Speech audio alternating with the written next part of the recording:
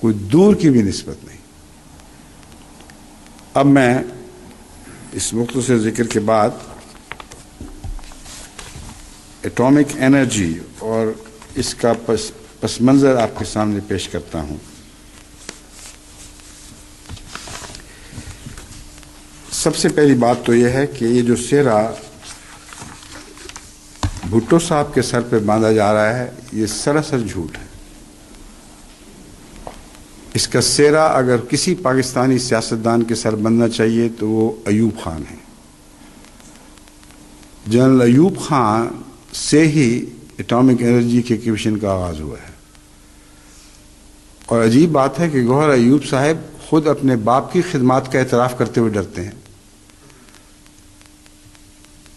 کیونکہ 1965 کی جنگ میں جو حالات رونما ہوئے اس کے نتیجے میں جنرل ایوب خان نے یہ فیصلہ پہلا کیا تھا کہ ہمیں لازماً ایٹمی توانائی کی طرف توجہ کرنی ہوگی، ورنہ ہم ہندوستان جیسے مد مقابل کے سامنے مات کھا جائیں گے، اور پھر کوئی بعید نہیں کہ ہندوستان ہمارے ملک پر قابض ہو جائے۔ اس لیے ایک ہی علاج ہے کہ ایٹمی توانائی کو فروغ دیا جائے۔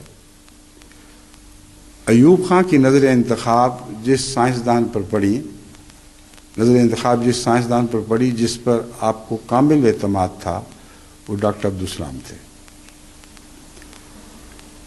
ڈاکٹر عبدالسلام نے ابتدائی اور بنیادی خدمات سر انجام دینے میں ایسا کردار ادا کیا ہے کہ اگر کوئی مورخ شریف و نفس ہو تو اس کردار کو بھلا نہیں سکتا۔